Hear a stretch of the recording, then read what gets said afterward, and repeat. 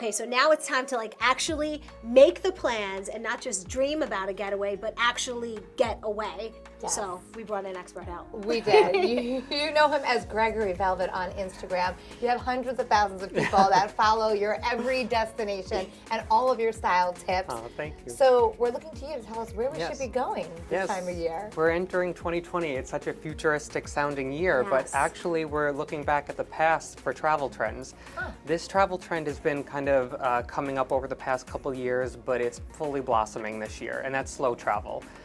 So slow travel started in the 1980s around the slow food movement, which was a direct result of people in Italy actually fighting against the first McDonald's that opened in Rome.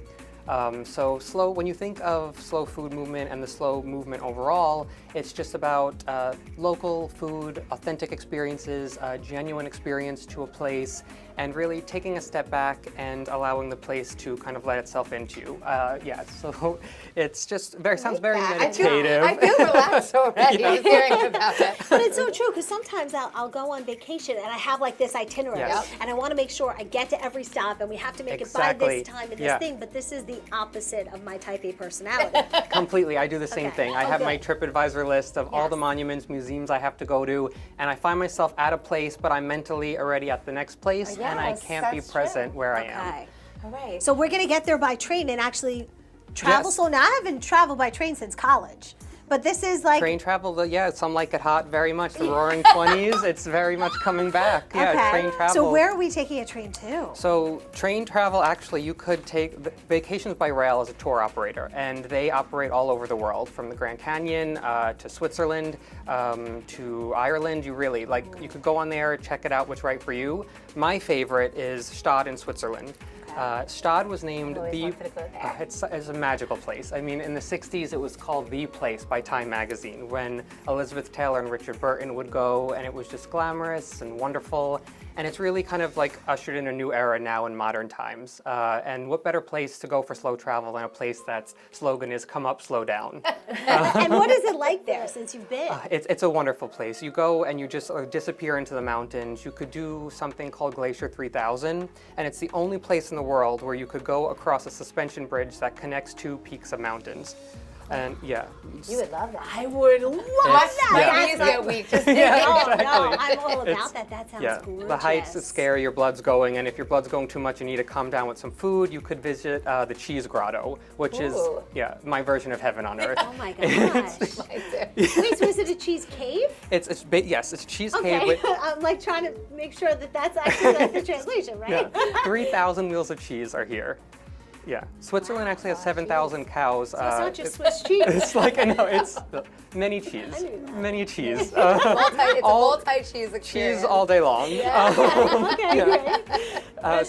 You could have fresh cheese. You could visit one of their 200 farms and actually see cheese get made and talk to a third-generation cheesemaker. Is there wine with the cheese?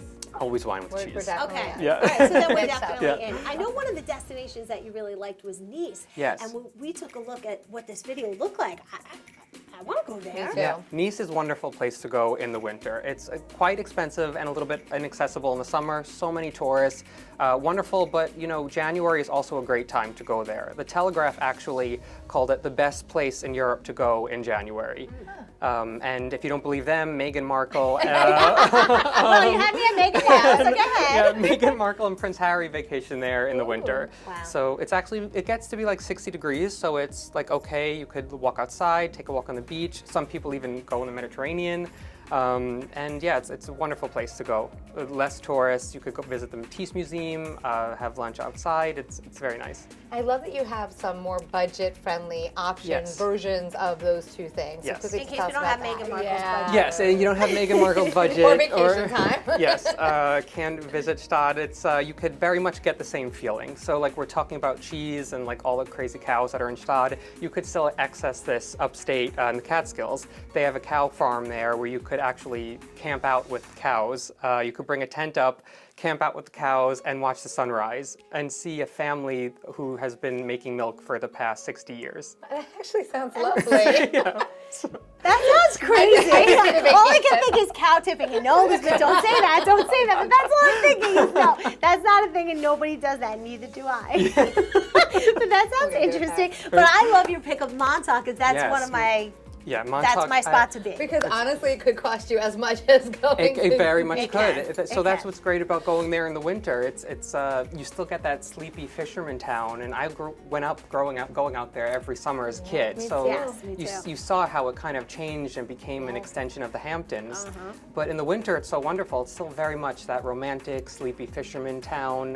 You could still do everything from eating at John's Pancake House to hitting up the spas at Gurney's. So it's still a wonderful and Gurney's place. has those igloos now. Yes, the winter igloos. You can have a drink outside by the fire, and you could do seal watching, which is actually the best to do in the winter. Yeah, and they also have really good hiking trails. We just did that New Year's. On New Year's Day, we took the whole family and like just kind of took a path and ended up at the water.